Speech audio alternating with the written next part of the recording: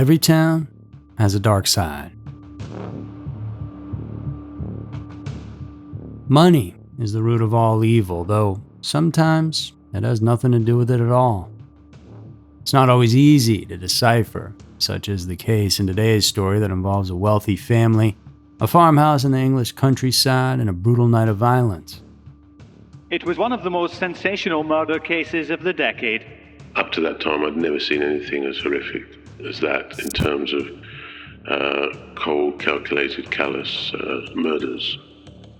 5 bodies in a farmhouse in the middle of Tolsham-Darcy in Essex, in what can only be described as one of the most gruesome crime scenes. They left 5 people dead, including 2 young children, and 1 survivor left standing to tell the tale. But here's the problem. His story doesn't quite add up, but then again, neither does the investigators. Police records don't align with testimony, and calls were logged at strange times. Evidence was found in places it shouldn't have been. And the one man convicted of the killings spent nearly 4 decades behind bars, insisting he's innocent. Hey guys, it's Andrew, and thanks for tuning in to another episode of Every Town, where today, this isn't just a case of murder, it's a puzzle with missing pieces, contradictions, and questions that refuse to go away. So, let's head across the pond to Essex, England. This is the story of the White House Farm murders.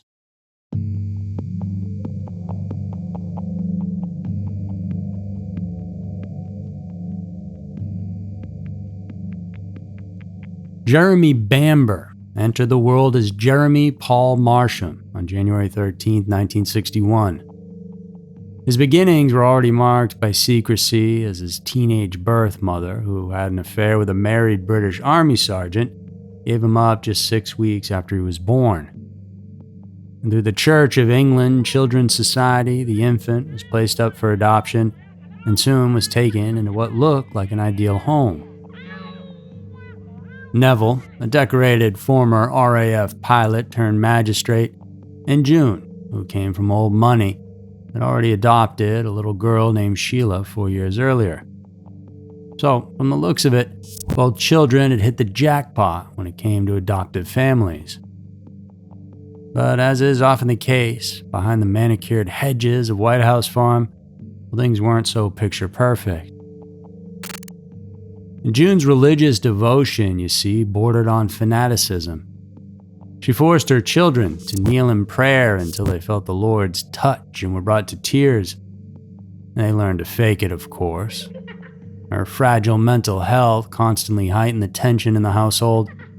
In the 1950s, she had been hospitalized for depression and subjected to electroshock therapy, but it didn't really solve the problem. The dynamic between June and her children was for sure toxic, especially with Sheila, who never seemed to meet her mother's impossible standards. And Jeremy, meanwhile, grew increasingly resentful, always wondering what life would have been like if his mother, whoever she was, had decided to just raise him herself. Friends and relatives in the Bamber family later recalled the disturbing things Jeremy would say about his adoptive parents, sometimes even boasting that he could kill them if he wanted to. After stumbling his way through the prestigious Gresham School without a single qualification other than coming from money, Jeremy bolted for Australia and New Zealand. He wanted to get as far away as he could, but as it turns out, you can't outrun deep-seated problems.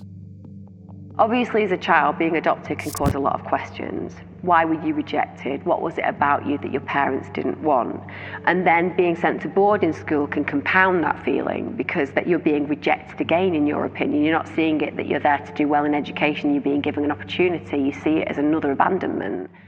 And friends of his from that time claimed he dabbled in petty crime, burglarizing jewelry shops for expensive watches, even bragged about ties to drug smuggling. Whether those tales were true or just Jeremy inflating his own reputation, we don't know for sure. But he certainly had a defiant streak in him, and very little regard for authority. By 1982, at the age of 21, Jeremy was back in England. His father reluctantly gave him a job on the farm, paying him £170 a week and setting him up in a cottage in the nearby village of Goldhanger, just 3.5 miles from the White House farm. That detail, where he lived and how far away it was, would later become crucial when investigators tried to piece together the timeline of the White House farm murders, so keep it in mind. Meanwhile, Sheila's life was seriously unraveling at this point in its own tragic way. Once nicknamed Bambi during her brief modeling career, she seemed to have a bright future ahead. She married art student Colin Caffell and in 1979 gave birth to twin boys. But almost immediately, things collapsed. Colin had an affair and abandoned her for months after the birth. That betrayal was painful, but it wasn't the true tragedy. The real horror was what was happening inside Sheila's mind. And somewhat following in the footsteps of her mom, she was eventually diagnosed with severe schizophrenia, cycling in and out of psychiatric hospitals. Colin became so alarmed for the twins' safety during visits with their mother that he wrote to Neville, pleading for help and urging him to consider taking the boys full-time. Sheila was treated by psychiatrist Dr. Hugh Ferguson, who kept chilling notes about her delusions. She told him she believed the devil had given her power to project evil onto others, that she could force her sons into violent acts through her own thoughts if she chose to. She called them her devil's children, the same damning phrase her mother June had once used to describe her.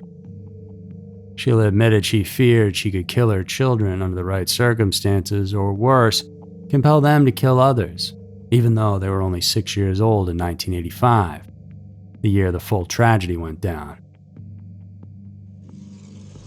Fall is planting season, and did you know that many plants and trees actually do better when planted this time of year?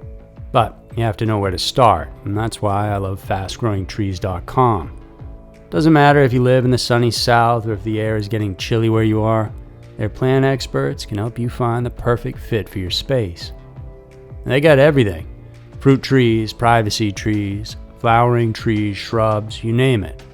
And the best part, you don't even have to leave home. You just order online and your plants are shipped straight to your door in a matter of days. Now, I'll be honest, before Fast Growing Trees, I used to think about landscaping and immediately see dollar signs. I once got a quote for a few trees in my yard, and it was outrageous. That's when I found Fast Growing Trees, which not only saved me hundreds of dollars, but I also didn't have to spend a Saturday fighting traffic only to find the nursery didn't even have the tree I wanted. Instead, the tree I ordered arrived happy and healthy thanks to their Alive and Thrive guarantee, and it was grown right here in the US, so I know it's built to last in my yard. This fall, they have the best deals for your yard, up to half off on select plants and other deals. And listeners to our show get 15% off their first purchase when using the code EVERYTOWN at checkout. That's 15% off at fastgrowingtrees.com using the code EVERYTOWN at checkout. Now's the perfect time to plant and use Everytown to save today. Offer is valid for a limited time. Terms and conditions apply. And check out the link below or in the show notes and support the show. Just 5 months before the murders, Sheila suffered another terrifying psychotic break. Convinced she was speaking directly to God and that people were plotting to kill her, she was hospitalized for 4 weeks. Though discharged, she required monthly antipsychotic injections just to keep on functioning. And at the same time, Jeremy began dating Julie Mugford, 19-year-old education student. And their relationship was volatile, a mix of passion, jealousy, and explosive fights. And toxic doesn't even begin to cover it, really. And later, Julie would emerge as the key witness against Jeremy, though questions about her motives and credibility would haunt the case for years. And by that summer of 1985, all the elements were in place. A fractured family, untreated mental illness, seething resentment, and hidden rage. Everything was set for the night that would turn White House Farm into a crime scene etched in history.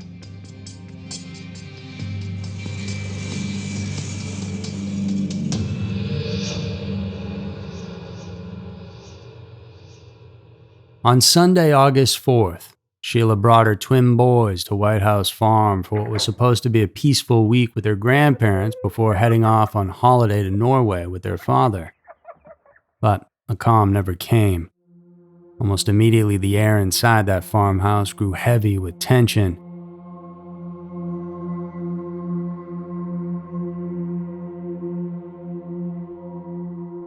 In the boys' bedroom, someone had carved the words, "I hate this place," into the closet doors. Now, who did it? No one knows for sure, but the message was clear.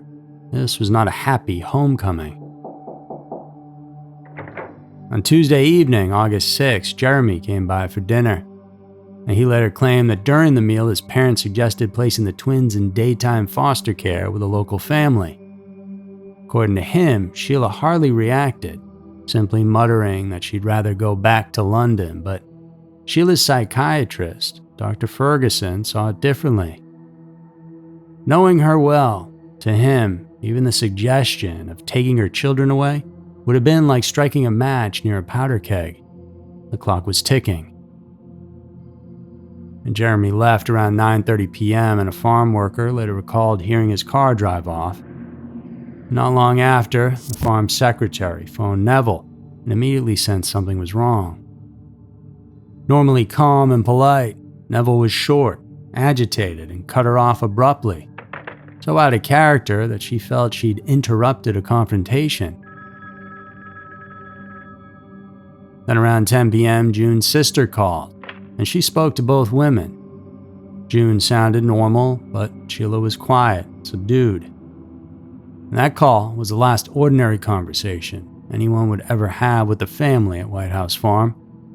From this point on, the story shifts to Jeremy's version of events and call logs because, well, that's all we have. The Essex Police radio log for 3:26 a.m. on August 7, 1985 shows an entry from Mr. Bamber of White House Farm. The note states that Neville reported, "My daughter has got a hold of one of my guns." That's the clearest surviving wording attributed directly to Neville. Unfortunately, the full audio recording of the calls has never been released and may no longer exist. After that, Jeremy, who was at his cottage 3.5 miles away from the main house, received a call from his dad. He had a phone call from his father at 3 o'clock in the morning, and it said, "She or Sheila's got the gun, she's gone crazy." And then he said the line went dead. Jeremy said he couldn't get through when he tried to call back, so instead he called the police, and that call went through at 3:36 a.m. When police arrived at the farm, they found Jeremy waiting outside where officers noted he seemed remarkably calm. When the police arrive, Bamber's also arriving, but his behaviour, in my opinion, is quite strange. He's trying to put pictures in place, give them stories, reasons behind. It's like he's doing the detective work for them, and it shows that all the way through this, he's trying to ensure that they're forming a picture of his sister that's consistent with the possibility that she has indeed killed her family. Jeremy described to the police that Sheila was a nutter. I think this is when the police were outside the house. But he also, I believe he said that there was an armoury of guns in the house and Sheila was capable of using any of them. Being a farmhouse, there were guns all inside that place, so police didn't want to barge in if Sheila was armed and waiting for them. Using loudspeakers to try to communicate with her or anyone inside, but they never received a response, just the sounds of the dog barking inside. While they were all standing around waiting for the tactical firearms unit to arrive, Jeremy casually chatted about cars and mentioned that the family campground where they let trailer parks and families visit would soon be able to afford him a Porsche. Now, is that something a killer would say right after murdering their entire family? Well, maybe. but seems almost too on the nose if you ask me. A borderline confession right then and there. So keep that in mind, because we'll dig more into that in a moment.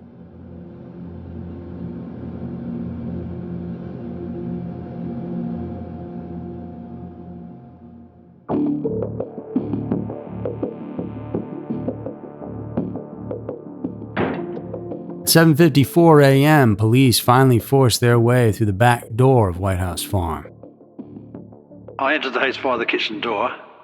The door was off its hinges. So Neville Bamber, he's got horrific injuries. He was in such a state, he must have put up a horrendous fight, and whoever fought with him must have acted like an animal. He had been shot 8 times, 6 bullets to the head and face at close range, and 2 more to the body from further away.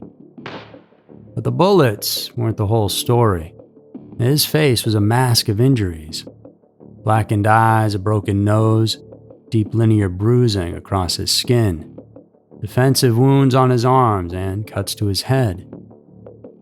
The pathologist later determined he had been beaten with a long object, likely the rifle itself. The kitchen told the story of the fight: chairs splintered, crockery smashed, even a ceiling light torn from its fitting. It had been a brutal struggle. Upstairs, the horror continued. June lay in the master bedroom, her nightdress soaked through with blood.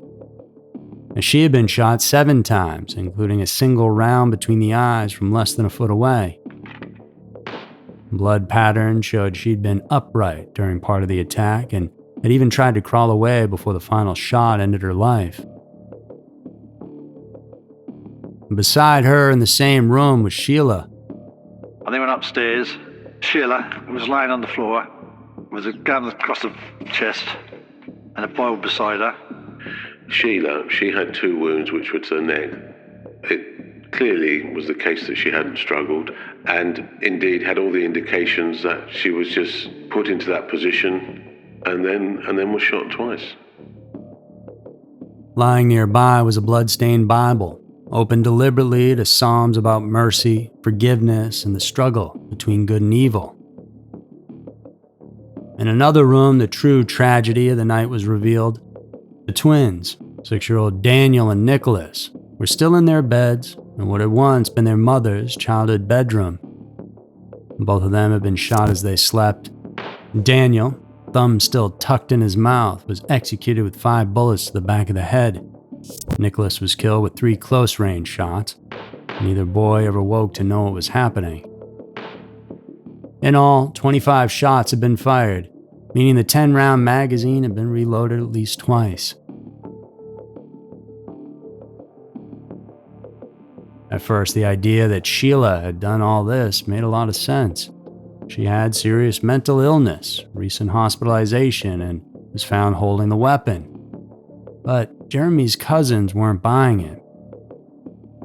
Ann Eaton and David Boutflower approached the lead detective and argued that Sheila couldn't be the killer. They pointed out she was hopelessly uncoordinated and inexperienced with guns. One family member said Sheila couldn't pour tea without spilling it, let alone plan and carry out this kind of sophisticated, methodical execution.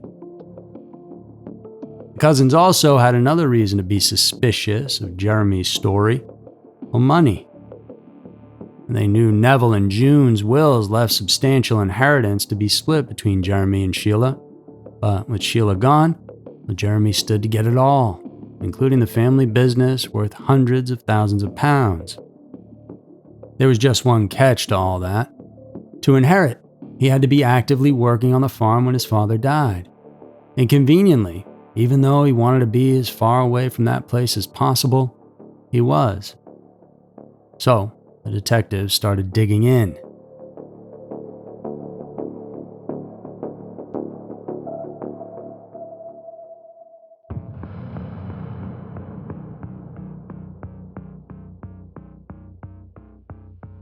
Sheila was a thin, fragile 28-year-old woman, barely 120 pounds. Her father was a 6'4", former RAF pilot, still in excellent shape at 61. You remember there was a brutal fight that took place there, and so the idea that she could overpower him in hand-to-hand combat strained belief. On the other side of the coin, maybe Neville was a father who couldn't bring himself to harm his daughter no matter what she was doing to him. Now, Sheila had also been shot twice in the throat, which seemed unusual. A mess-up at first, perhaps, and then a fatal blow. But also a possible sign that the whole thing was staged. Then there were the call logs. Neville did call the authorities at 3:26 a.m., and Jeremy called them 10 minutes later. But Jeremy claimed that Neville was the one who called him to tell him about what was going down. However, that call, according to the records, never happened. So, is it possible that Jeremy committed the murders and then made his way back to his cottage to call police to cover his tracks? It was the question the police were now asking themselves as they shifted away from Sheila being the one responsible and more towards Jeremy.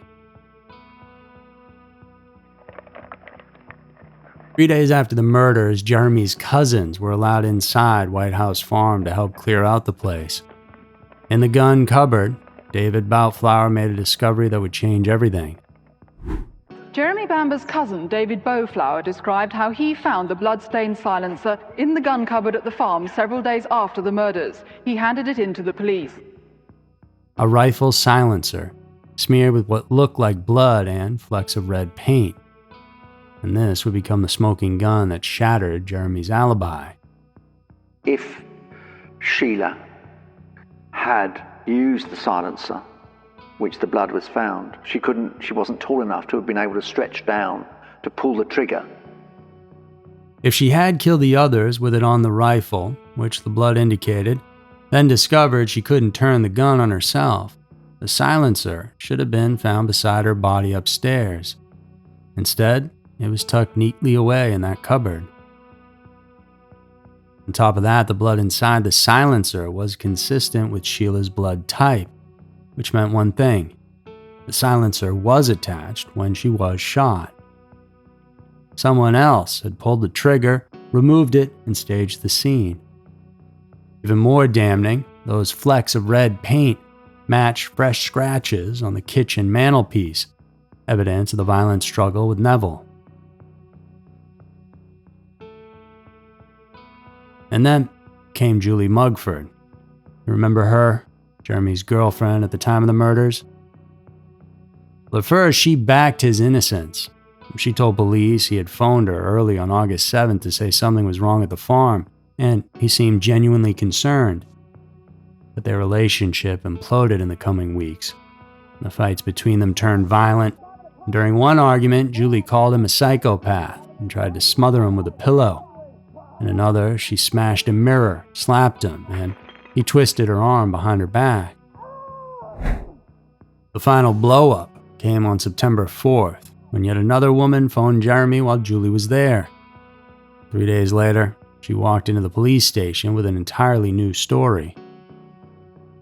Now she claimed that starting in 1984, Jeremy had talked again and again about murdering his family.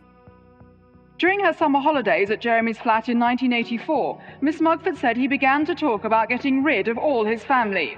He said his father was getting old, his mother was mad anyway, and it would put her out of her misery.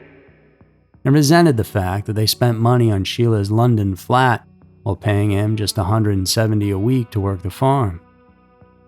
His lifestyle is a bit of a man about time. He's a good-looking man. He likes the ladies. You can't do that on a farm labourer's wages. Julie said Jeremy had floated different murder methods: sleeping pills, arson, shooting, and confided that Sheila would be the perfect scapegoat because of her mental illness. According to Julie, his plan was chillingly specific: cycle to the house along back roads, break in through the kitchen window, kill everyone inside, and leave through another window that would lock behind him. And that's not all. She even claimed that on August 6, Jeremy called her at 9:50 p.m. saying he'd been thinking about the crime all day, and it was tonight or never. Hours later, she said he called again saying everything is going well and that something was wrong at the farm. So, pretty convincing he's the one who did it, right? Well, not so fast. On the fact that she was a bitter ex, during her police interviews, she admitted to helping Jeremy steal nearly $1,000 from his family's business. She also confessed to check fraud and selling cannabis, so she was now facing serious criminal charges herself.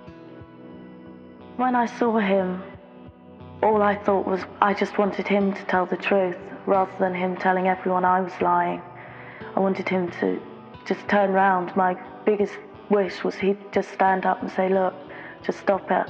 I admit it.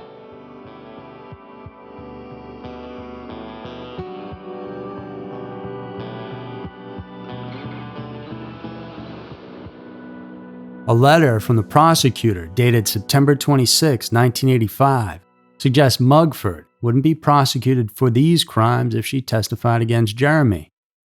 The letter specifically states that, with considerable hesitation, they recommend Mugford be told she wouldn't face charges, and then she could be called as a witness against Bamber. So, she had her own motives in pointing the fingers at him.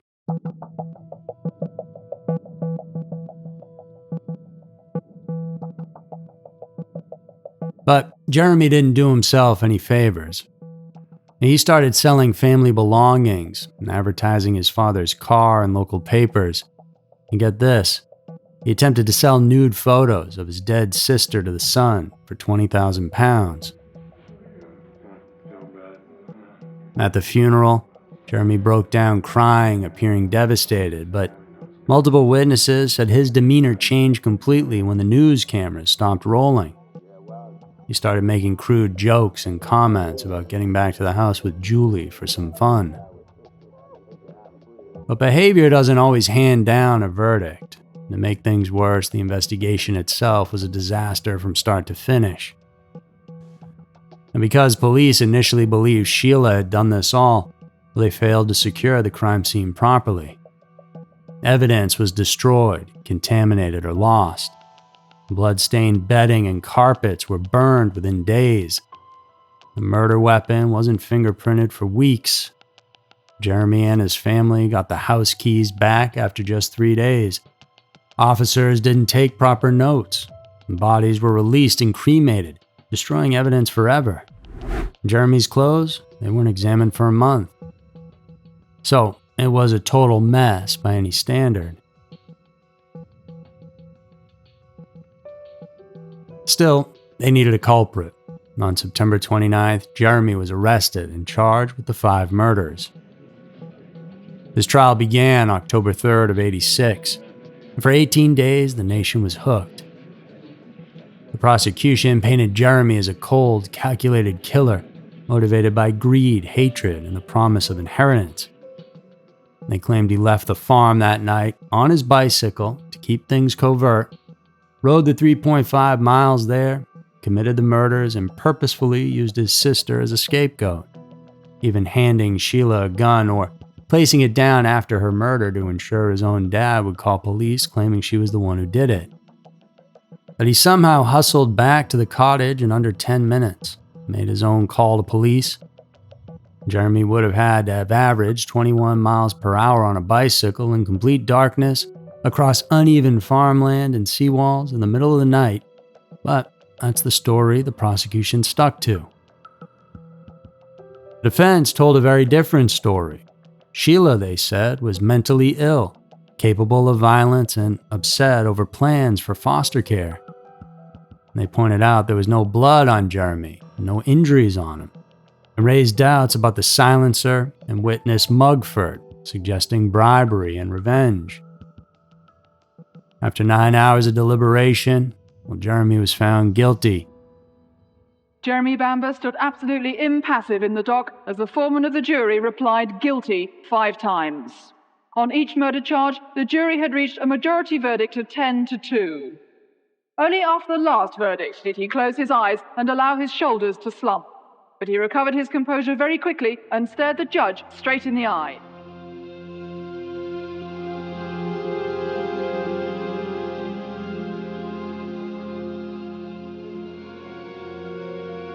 But to this day, Jeremy still says he's innocent. And over decades, appeals, new evidence, and investigations have kept the story just alive enough. As of 2025, some of his new appeals have been rejected. Others are still under review, but his fight continues.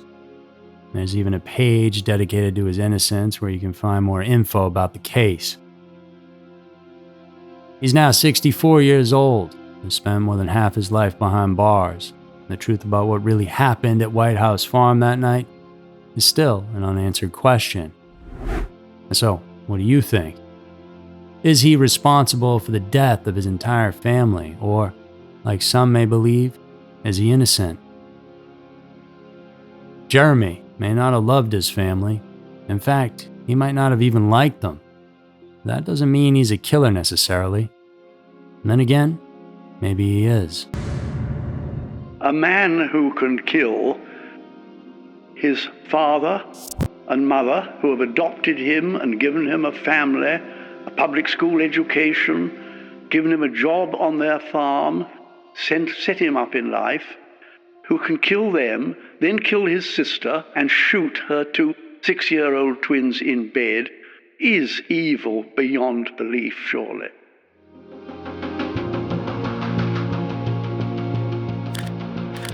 That's a wrap on today's episode of Everytown. Thank you so much for tuning in.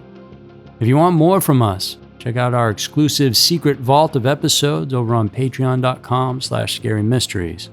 We have multiple curated selections for you to choose from to scratch every true crime itch you might have. Remember to come on back next week, same place, same time, for another episode of Everytown, filled with strange and mysterious stories. Because you never know. Maybe your town will be next.